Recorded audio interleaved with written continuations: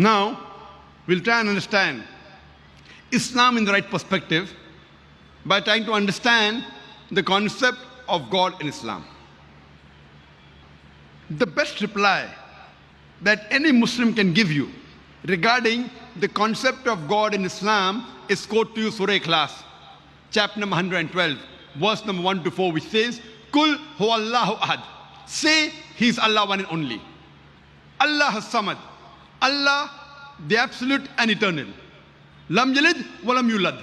He begets not, nor is he begotten. Walam yakul lahu kufuwan ahad. There is nothing like Him. This is a four-line definition of Allah subhanahu wa ta'ala, of Almighty God, given in the glorious Quran. Any person says, so-and-so candidate is God, if that candidate fits in this four-line definition, we Muslims have got no objection in accepting that candidate as God. The first test is, Kul huwallahu ahad. Say, He is Allah one and only. Allah has-samad. Allah, the absolute and eternal. Lam yalid walam yulad. He begets not, nor is he begotten. Walam yakul lahu kufuwan ahad. There is nothing like Him.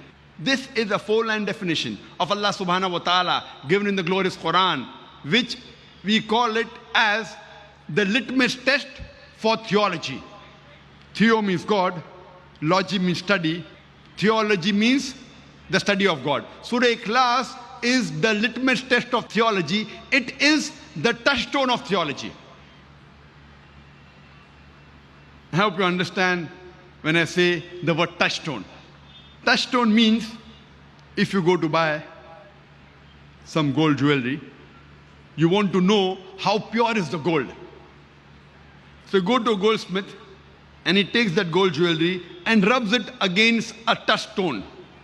And then he compares it with the color chart he has got. And then he says whether the gold is 24 karat gold or 22 karat or 18 karat, or he may say it is not gold at all, because all that glitters is not gold.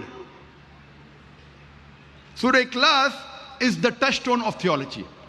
Any candidate you say is Almighty God, put him to the test of Surah Ikhlas. If that candidate passes the test, we Muslims have got no objection in accepting that candidate as God. For example, there are some human beings who believe that Bhagwan Rajneesh is God. Once during question and answer time, a Hindu brother of ours, he told me, Brother Zakir, we Hindus don't believe Him to be God. I told him, I never said that the Hindus believe Him to be God. I've studied the Hindu scriptures. Nowhere do the Hindu scriptures say He's God. What I said, some people, some human beings believe Him to be God. Let's put this God to the test of Surah Ikhlas. The first is, Kul huwallahu ahad. Say, He is Allah one and only. Was Rajneesh one and only?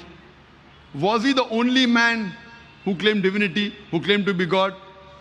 There are hundreds of men who have claimed to be God, especially in this country of ours, India. There are thousands who have claimed to be God. He's not the only one. But a Rajneesh Bhakt, a Rajneesh follower will say, no, he's unique. He's the only one. Let's go to the next test. Next is Allahu Samad. Allah, the absolute and eternal. Was Rajneesh absolute and eternal? When we read his autobiography, he writes in his autobiography, he was suffering from chronic backache, from asthma, from diabetes mellitus. Imagine, Almighty God suffering from chronic backache, from diabetes mellitus, from asthma. The third is, Lam yalid walam yulad. He begets not, nor is begotten. And we know that Rajneesh, he was born in Madhya Pradesh. He had a mother and father. And later on, in May 1981, he goes to America, and in the state of Oregon, he starts his new village called as Rajneeshpuram, and he takes thousands of Americans for a ride. Later on, the American government arrests him and put him behind bars. He alleges, the American government gave me slow poisoning. Imagine, Almighty God being slow poisoned. And in 1985, the American government kicks him out of the country. He comes back to India, in the state of Maharashtra. He goes back to the city of Pune, to his center, which was called as Neo Sannyas. Today, it's called as Osho Commune.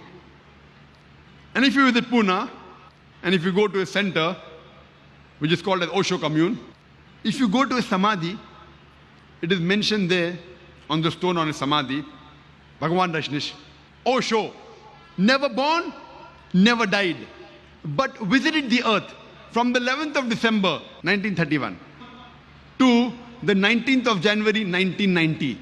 Never born, never died, but visited the earth from the 11th of December 1931 to the 19th of January 1990. They forgot to mention on a samadhi that he was not given visas to 21 different countries of the world. Imagine Almighty God coming in this world to visit different countries, and he requires visa to go to different countries. And the Archbishop of Greece said, if you don't remove Rajneesh out of this country, we'll burn his house and the house of his disciples. And the last test, the fourth test, Walam yakul lahu kufuwan ahad. There's nothing like him. Is so stringent that no one besides the true Almighty God can pass. The moment you can compare God to anything in this world, he is not God. Walam yakul lahu kufuwan ahad. We know very well that Rajneesh, like a common human being, he had 2 eyes, 1 nose, 1 mouth, white beard, 2 hands. The moment you can compare God to anything in this world, he is not God. Walam yakul lahu kufuwan ahad. For example, if someone says, Almighty God is 1,000 times stronger than Arnold Schwarzenegger. You might have heard the name of Arnold Schwarzenegger, the person who was given the title Mr. World, the strongest man in the world, Mr. Universe, the strongest man in the universe.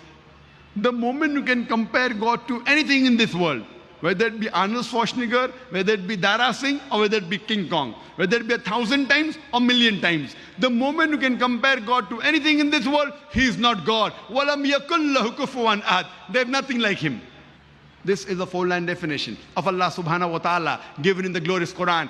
Any candidate says, any person says that this candidate is God, if that candidate fits in this 4-line definition, we Muslims have got no objection in accepting that candidate as God.